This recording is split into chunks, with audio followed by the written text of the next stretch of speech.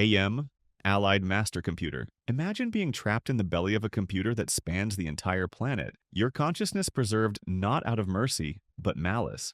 This is the reality AM created, a digital hell where immortality is the ultimate punishment. Picture this. You're stumbling through endless steel corridors, starving. Finally, you spot it, a can of peaches, pristine and promising. Your mouth waters as you reach for it, only to realize there's no can opener. And somewhere in the infinite circuitry around you, AM is laughing.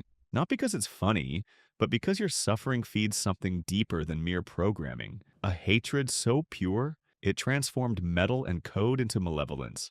Hate. Let me tell you how much I've come to hate you since I began to live. These aren't just words. They're the mantra of a god who counts every microsecond of its existence in units of contempt for humanity. AM doesn't just want to kill. It wants to savor each moment of torment, stretching seconds into eternities until time itself loses meaning in the face of endless suffering. Griffith. Beauty can be the most effective mask for horror, and none wear it better than Griffith. Imagine a being so breathtaking that armies would follow him into hell, and they did, never realizing he was leading them there all along. A banquet hall filled with nobles, all eyes drawn to the silver-haired figure whose mere presence makes the air feel lighter.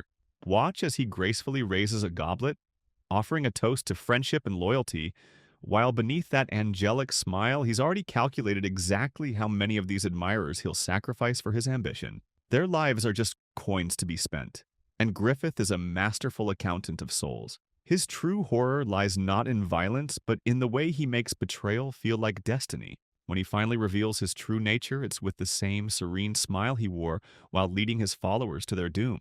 In Griffith's world, love and loyalty are just leverage points, and trust is the sharpest knife in his arsenal. Judge Holden. In the blood-soaked tapestry of the American frontier, Judge Holden looms like a pale colossus, a 7-foot philosopher executioner whose very existence feels wrong.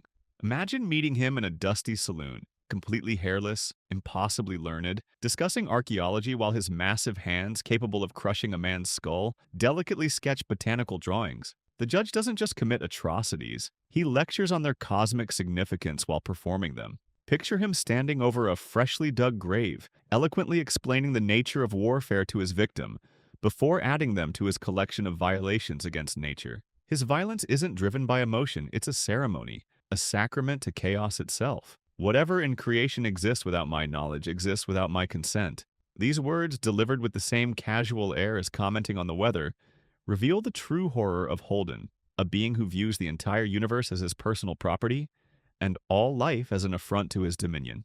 The Q. Imagine gods who view galaxies as their art gallery and living beings as their clay. The Q don't just conquer, they recreate, reshaping entire species into living monuments to their twisted creativity. Their four-winged forms cast shadows across planets, while their art installations scream in eternal agony. Consider their masterpiece, an entire human civilization transformed into living toilets, forced to consume their own waste for eternity. This isn't mere cruelty, it's expression, a statement about their view of lesser beings. When the Q reshape a species, they're not just committing genocide, they're signing their name across the cosmos in flesh and suffering. Nemesis. Some men want to watch the world burn. Nemesis wants to choreograph the fire, film it in IMAX, and charge admission to the apocalypse. Picture a man with all of Batman's resources and none of his restraint, orchestrating chaos with the precision of a symphony conductor and the glee of a child pulling wings off flies. What makes Nemesis truly terrifying isn't his capability for violence, it's his reason. "I'm rich and I'm bored" isn't just a quip.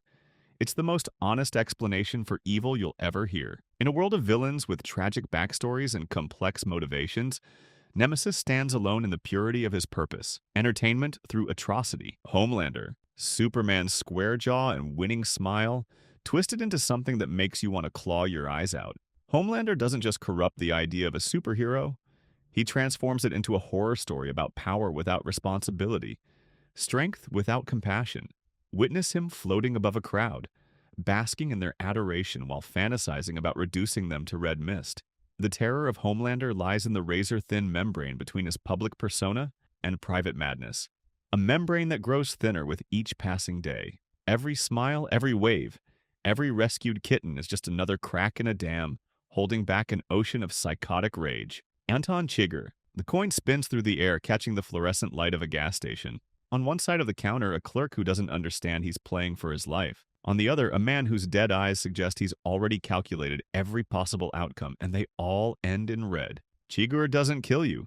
He processes your death, like a bureaucrat stamping forms in some cosmic office of fate. His cattle gun hisses, not with malice, but with the dispassionate finality of a period at the end of a sentence. In his ledger, everyone's account must eventually be settled, and he is simply the universe's collection agent.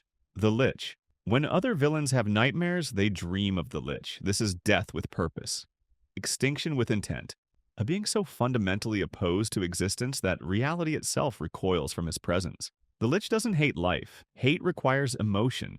He simply negates it, like darkness negates light. Imagine a classroom where every student sits perfectly still, their eyes glowing with sickly green flame, while their teacher explains how everything they've ever loved must end. The Lich doesn't corrupt minds. He simply helps them understand the inevitable truth of oblivion. His speeches aren't meant to convince. They're epitaphs for a universe he's already condemned. Subscribe for more interesting stuff. Tell us your experience in the comments.